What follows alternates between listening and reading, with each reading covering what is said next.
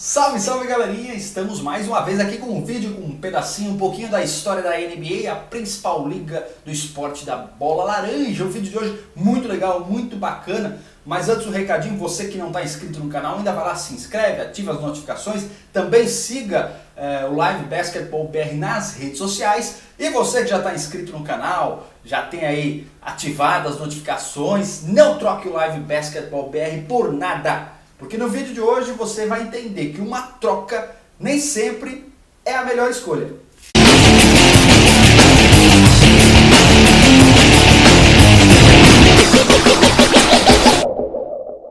Um dos momentos mais aguardados da NBA, na verdade, acontece antes da temporada, né? Acontece na pré-temporada. A gente está falando do draft. Para quem não sabe, de maneira bem simples para resumir, o que é o draft da NBA? É o momento onde os times, onde as franquias escolhem as promessas vindas do basquete universitário, com raras exceções do high school, os estrangeiros inscritos também no draft. Mas a grande pergunta que fica, né? Quem escolhe primeiro? Como é feita essa ordem? Essa ordem, na verdade, ela respeita a ordem inversa da classificação dos times na temporada passada. Ou seja, para resumir, os últimos na temporada passada da NBA são os primeiros a escolher no draft. Porém, são permitidas trocas. E é aí que mora o perigo, e é esse o tema do nosso vídeo de hoje. As 5 maiores trocas em draft da NBA. Chegamos então no draft de 1998. Nesse ano, o Milwaukee Bucks selecionou na 9ª escolha um alemão, um tal de Dirk Nowitzki. É isso mesmo.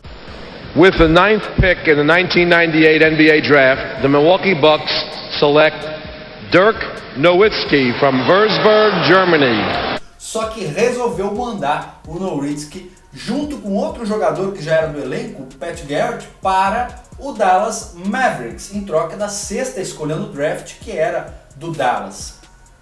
E além de ficar com o Nowitzki, o Dallas Mavericks pegou o Pat Garrett, mandou com outros jogadores, outros 2 jogadores para o Phoenix Suns, em troca do Steve Nash. Então, nessa troca, nas negociações desse draft de 1998, o Dallas Mavericks conseguiu ficar com Dirk Nowitzki e também com o Steve Nash. E para resumir aí o balanço dessa troca, a 6ª escolha do draft, que foi do Dallas Mavericks, que foi em troca do Dirk Nowitzki, que foi a 9ª escolha feita pelo Bucks, nessa 6ª escolha o Bucks acaba selecionando o Robert Traylor, que realmente não teve uma carreira muito promissora na NBA. Ele jogou só 6 anos na liga e desses 6, apenas 2 com a camisa do Milwaukee Bucks. Ele sofreu com a questão física, lutava contra a balança, enfim, ele se aposentou aí com média de 5 pontos por jogo. Uma história muito diferente da que teve o Dirk Nowitzki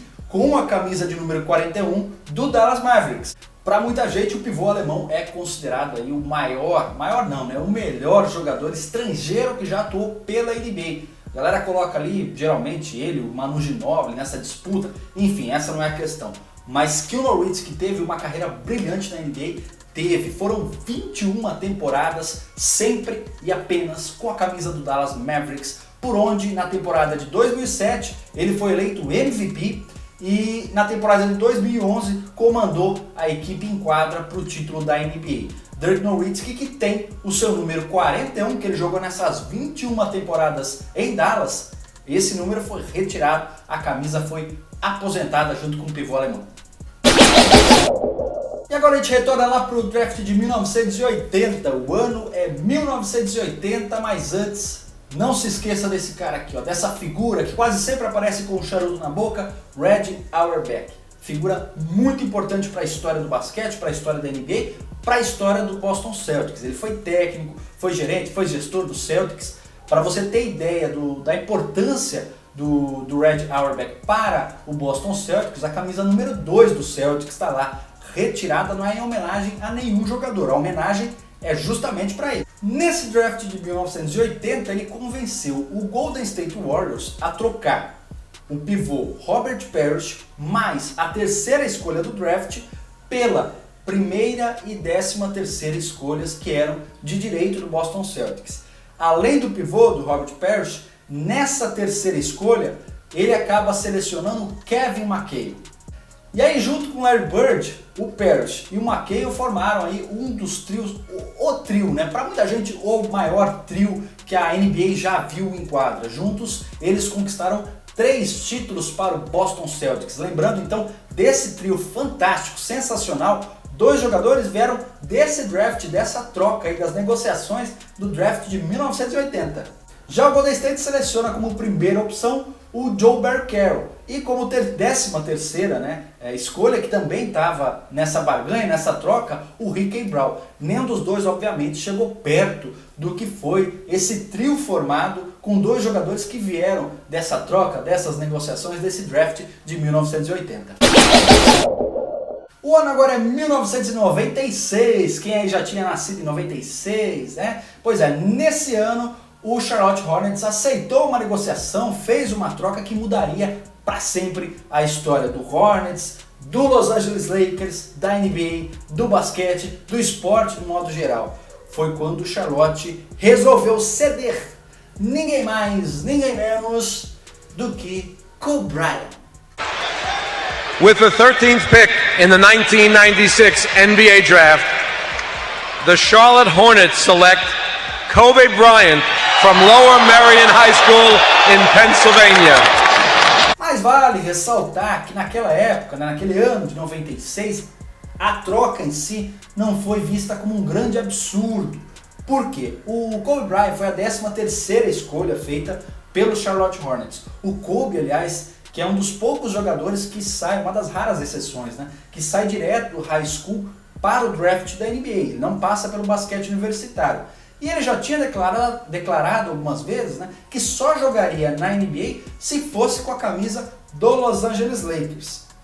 Aí o gerente do Lakers, na época, que era o ex-jogador, o Jerry West, já tinha visto o Kobe em alguns treinos, resolveu propor a troca. E a troca também não foi tão ruim assim para o Charlotte Hornets. Em troca do Kobe, que era a 13ª escolha, um jogador de 17 anos, que vinha só do high school, não tinha passado pelo basquete universitário, e disse que queria jogar só se fosse pelo Lakers, o Lakers ia mandar para o Charlotte Hornets o pivô, o Vlade Divac, que foi um dos melhores estrangeiros que já jogou na NBA, inclusive era ídolo do Lakers. O Vlade Divac joga 2 temporadas pelo Charlotte Hornets, e apesar de ser um dos estrangeiros com uma das histórias mais legais dentro da NBA, com números expressivos, aliás a gente pode falar dele num próximo vídeo, o Divac não foi para o Charlotte Hornets nem um pingo do que o Kobe Bryant seria para o Los Angeles Lakers. Aí depois, daí pra frente, a história fala por si, né? Foram 20 anos de Lakers, 5 títulos e 2 camisas aposentadas, né? Número 8 e número 24 retirados. Kobe Bryant, um dos jogadores, se não o jogador com maior identificação numa franquia dentro da NBA. E só para não deixar passar, esse draft de 1996, que teve o Kobe aí como 13ª escolha, sendo trocado, saindo do Charlotte Hornets e indo para fazer história com a camisa do Lakers, teve como primeira escolha o Iverson, teve ainda o próprio Steve Nash, que a gente já falou aqui no vídeo, e teve também o Ray Allen, que inclusive poderia estar nesse vídeo aqui hoje, né? Afinal de contas, o Ray Allen foi a 5ª escolha desse draft de 96, feita pelo Timberwolves, mas o Timberwolves troca o Ray Allen com o Milwaukee Bucks. Ray Allen, que até hoje é o recordista em bolas de 3 da NBA, também teve uma carreira de muito sucesso e foi trocado no draft. Voltamos mais uma vez na nossa linha do tempo e chegamos ao ano de 1987. O que aconteceu no draft de 1987? Nesse ano ainda existia o Seattle Supersonics, que hoje a gente conhece como OKC, embora os torcedores de Seattle não achem o mesmo. Enfim, nesse ano de 87, como 5ª escolha do draft, o Supersonics seleciona um cara chamado Scott Pippen. The Seattle Supersonics select Scott Pippen of Central Arkansas. Scott Pippen from the University of Central Arkansas. He's 21 years old, and that's right, folks, you probably have never heard of Scottie Pippen, but believe me, the NBA scouts heard about him. Porém, para alegria dos torcedores do Chicago Bulls, troca o Pippen, que foi a 5ª escolha, com o Chicago Bulls pelo pivô Olden Polynice, mais futuras escolhas no draft da NBA. Agora, se você não faz ideia de quem seja Olden Polynice, fica tranquilo, não é todo mundo que sabe não. Ele não teve uma carreira tão vitoriosa e de tanto destaque na NBA. The Chicago Bulls select Olden Polynice of the University of Virginia. Polynice, que tinha 2,11 metros, né, um pivô que veio do Haiti e apesar de 2,11 metros não teve uma grande carreira na NBA. Brincadeira, mas a carreira dele não chegou nem aos pés da carreira do Scott Pippen na NBA com a camisa do Chicago Bulls, do que representou Scott Pippen para o Chicago Bulls. Foram 6 títulos, tudo bem, naquele time que tinha o Michael Jordan como protagonista, mas foram 6 títulos o Pippen, que está no Hall da Fama da NBA e que teve o número 33 retirado. Se você perguntar para a maioria dos torcedores do Chicago Bulls, o primeiro jogador que vai vir na cabeça do torcedor do Bulls certamente vai ser Michael Jordan. Em segundo lugar, provavelmente será Scott Pippen. Para a alegria do torcedor do Chicago Bulls, a transação foi concretizada, a troca foi feita, mas é claro, a gente fica pensando, né? Como seria aquele Seattle Supersonics se tivesse um trio formado por Gary Payton, Scott Pippen e Shawn Kemp? Já pensou?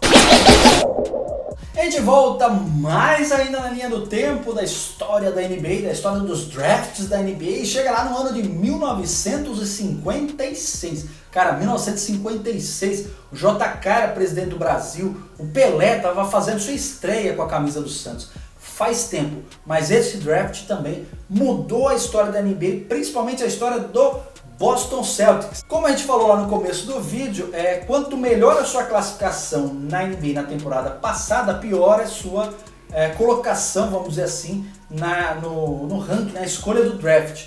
Quem teve pior colocação tem direito às primeiras escolhas. Pois bem, nesse ano de 56, no draft de 56, o Boston Celtics, porque teve um ano muito bom na temporada passada, tinha uma das piores escolhas. Porém, lembra desse carinha aqui, ó? Desse senhorzinho com o charuto aqui, Red Auerbach? Pois é, em 56 ele já estava no Celtics. E ele já estava de olho num pivô chamado Bill Russell, que foi a segunda escolha do draft feita pelo St. Louis Hawks, que hoje a gente conhece como Atlanta Hawks. Foi então que ele teve uma das brilhantes ideias, uma das tantas brilhantes ideias que ele teve, né? Em troca de ter o Bill Russell, ele mandaria para o Hawks o Ed Macauley e o Cliff Hagan. A troca foi aceita e para completar, ainda para fechar a conta, passar a régua, nesse mesmo draft de 56, ele ainda consegue o K.C. Jones e o Tom Hanson, ou seja, 3 jogadores junto com o Bill Russell, 3 jogadores do Celtics que estão no Hall da Fama da NBA. Sobre a troca, né, o Macauley, que foi mandado nessa negociação do Celtics para o Hawks, teve uma carreira brilhante também na NBA, inclusive está no Hall da Fama, mas não era Bill Russell. Ele que foi pivô daquele time fantástico do Celtics, né, que ganhou 10 campeonatos em 11 disputados entre 1959 e 1969. Ao todo ele joga 13 temporadas na NBA, 13 temporadas com a camisa do Boston Celtics, essa camisa de número 6 que também foi retirada pelo Celtics. O Russell, ele encerra a sua carreira com médias aí na casa dos 15 pontos por jogo e 22 rebotes. Bill Russell, que foi 5 vezes MVP da temporada. O Russell, que tem uma história fantástica também de luta contra o racismo, né? Tanto que em 1966 ele também entra na história ali do basquete, na história do esporte, a se tornar o primeiro técnico negro da NBA, e aí tem a ver com o Red Auerbach. Por quê? O Red Auerbach foi quem selecionou, quem escolheu, quem definiu o Russell como treinador. E ele acumulava ali durante 3 temporadas a função de jogador e técnico. E manteve a sua média de títulos, né? Afinal de contas, como técnico, de 3 campeonatos que ele disputou, ele venceu 2. Bom, galera, esse foi o nosso vídeo de hoje, aí as 5 maiores negociações, trocas em drafts da NBA. Se você lembra de mais alguma, deixa aqui nos comentários. Se você curtiu o vídeo, deixa o seu joinha. Não se esqueça também de seguir o Live Basketball BR nas redes sociais. Se você não está inscrito no canal, se inscreva, ative as notificações e a gente se vê na próxima, beleza? Valeu!